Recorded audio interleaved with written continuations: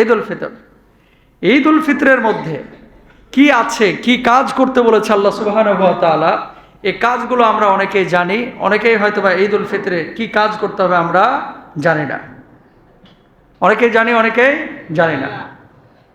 আল্লাহ সুবহানাহু ওয়া তাআলা দেখেন 29টা রোজা দিবেন না 30টা, এবার কয়টা রোজা হবে? 29 রোজা নাকি 30 রোজা? এটা কি কোনো পৃথিবীর মানুষের জানা সম্ভব? জানে কে? আল্লাহ।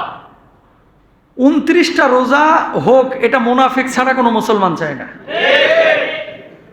যাদের ক্ষুধার যন্ত্রণা বা কি খাবে, কবে ঈদ আসবে, আনন্দ ফুর্তি করবে, এদের এরকম চিন্তা চেতনা আছে, তাদের জন্য এই সমস্যা।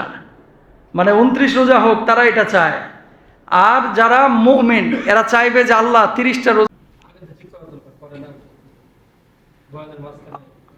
আল্লাহ সুবহানাহু ওয়া তাআলা বুঝার তৌফিক দান করুক।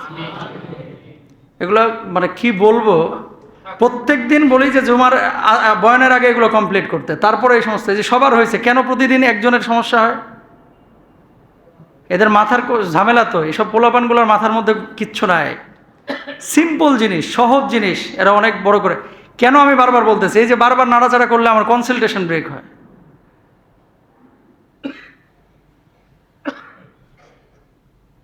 যেটা বলছিলাম, আল্লাহুম্মা সাল্লি আলা মুহাম্মদ, 29টা রোজা এটা কোনো মুসলমান আকাঙ্ক্ষা করতে পারে না। মুমিন আকাঙ্ক্ষা করবে, মুসলমান আকাঙ্ক্ষা করবে সব সময় যে আমার রোজা হোক কয়টা? 30টা। আল্লাহ সুবহানাহু ওয়া তাআলা তৌফিক দান করুক, বলুন আমিন। প্রিয় ভাইরা আমার, তাহলে 30টা রোজা হবে না 29টা হবে, এটা আল্লাহ তাআলাই জানেন। কিন্তু আমাদের চেতনা, আমাদের টেন্ডেন্সি, আমাদের টার্গেট হবে আল্লাহর কাছে ক্ষমা। রমজানের রোজা যত শেষ হয়ে যাচ্ছে, ঈদ যত ঘনিয়ে আসছে, মানুষের ব্যস্ততা কেনাকাটা নিয়ে তত বেড়ে যাচ্ছে। খেয়াল করছেন? মানুষের ব্যস্ততা তত কি হচ্ছে? বেড়ে যাচ্ছে। কেমন ব্যস্ততা? কেনাকাটার ব্যস্ততা। কেমন ব্যস্ততা?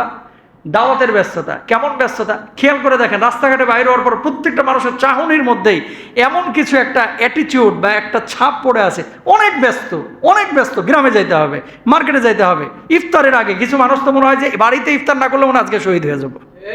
কথা বলেন না কেন? যদি বুকের ওপর দিয়ে রিক্সা নিতে হয় তাই নেবে। আর হুন্ডা, এত কথাই নাই। হুন্ডাওয়ালারা ইফতারের আগে মনে করে যে আমার সামনে কিচ্ছু নাই, সব ফাঁকা। বুঝেন নাই কথা? আছে না? না এরকম? তার মানে তাদের মাথা টেন্ডেন্সি, রমজান আসলো, আত্মশুদ্ধি যে রমজান আমাদেরকে শেখাচ্ছে, আসলে আসল আত্মশুদ্ধি আমরা শিখতে পারি নাই। রোজা যে রাখবে সে কখনো উচ্চবাচ্য করতে পারে না। রোজা যে রাখবে স্থির হয়ে যাবে। রোজা যে রাখবে সে মানুষটা সুস্থ মস্তিষ্কের হবে। রোজা যে রাখবে সে মানুষটা মানুষের সাথে স্বাভাবিক আচরণ করবে। ইনশাআল্লাহ বলেন।